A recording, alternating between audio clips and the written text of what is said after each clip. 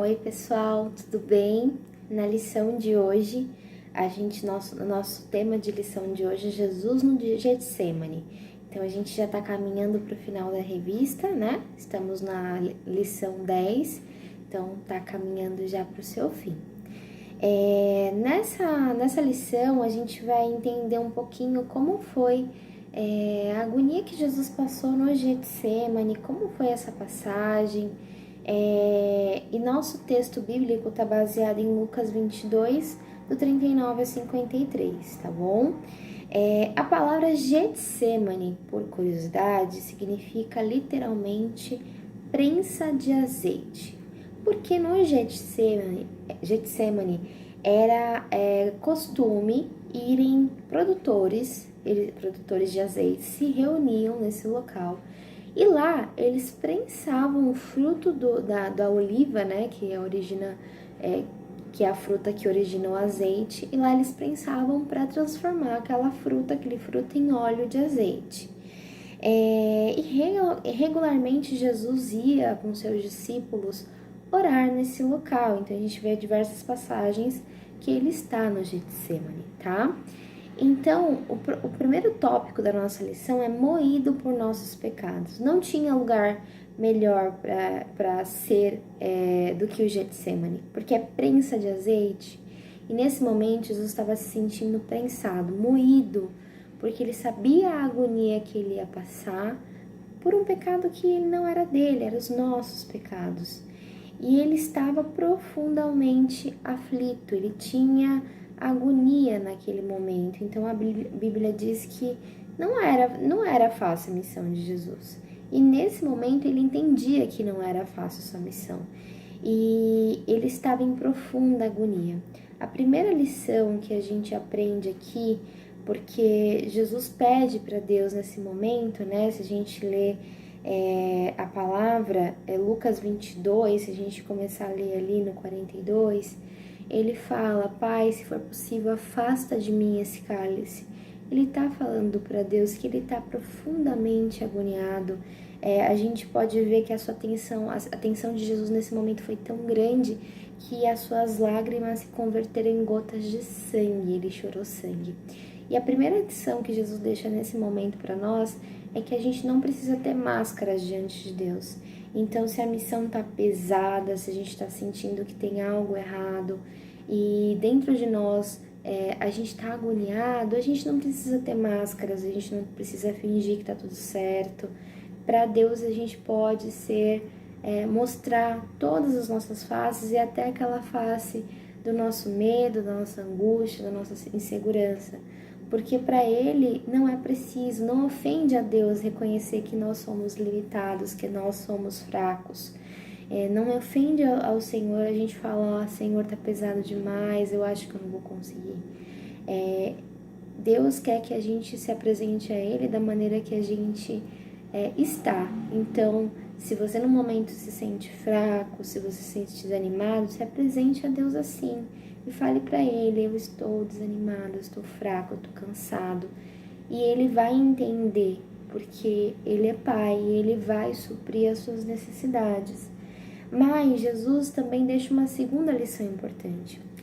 Apesar de ele estar agoniado e pedir para Deus que, se fosse possível, não ser dada aquela missão para ele, ele mostra a sua submissão e obediência. Ele conclui falando: todavia, que não seja feita a minha vontade, mas a tua.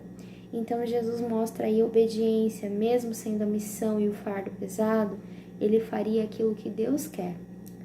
E com o nosso segundo tópico chama traído com um beijo. Então, depois dessa oração e da última ceia, Judas, né, que teve a última ceia, Judas, que era um dos discípulos, foi para a sinagoga se reunir com os sacerdotes, os religiosos, os líderes do povo, e ele vendeu a sua fidelidade a Jesus, né, pelas moedas de prata. Então ele entregou Jesus onde Jesus estava, e os soldados se reuniram, os soldados que foram convocados por esses líderes se reuniram, eles estavam preparados, eles tinham tocha, eles estavam armados e eles queriam prender e pegar Jesus. Não? E isso aconteceu por uma traição de Judas. Então Judas ele sabia que Jesus se reunia com os discípulos e onde ele se reunia, então ele foi entregando os locais.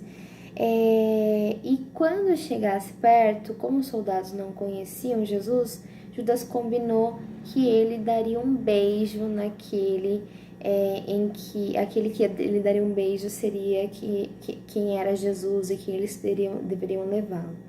Então ele chegou e ele falou: "Salve, Rabi".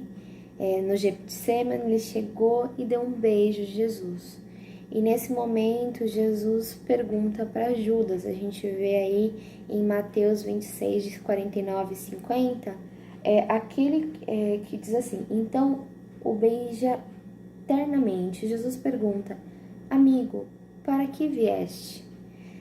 Jesus já sabia que ele estava sendo traído e ele complementa, né? Judas, com um beijo traz o Filho de Deus. Então, ele sabia que Judas estava traindo. E aquele beijo foi tão doloroso. Imagina você ser traído por uma pessoa próxima. E foi muito doloroso isso para Jesus nesse momento, eu tenho certeza. Falando mais sobre o próximo tópico, o nosso próximo tópico é abandonados por seus amigos. Então Jesus volta para os soldados, se aproxima dos soldados e pergunta: "Quem vocês buscam?". E eles falam: "Jesus de Nazaré". E ele diz: "Sou eu, eis-me aqui". Sou eu, Jesus de Nazaré. E todos eles caem no chão. Jesus poderia ter fugido, Jesus poderia ter reagido, mas ele pergunta de novo: "A quem vocês buscam?". E de novo eles respondem: "Jesus de Nazaré".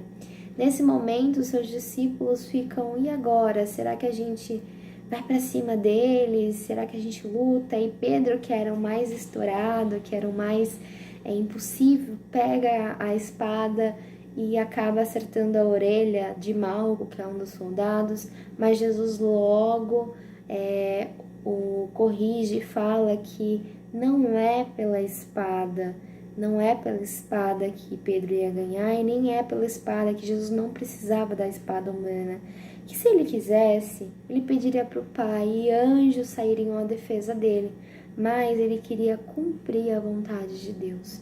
Então, Jesus deixa pra gente que a obediência que ele teve, ele tinha poder para acabar com tudo aquilo, ele tinha poder para lutar, mas ele era tão obediente que ele não fez.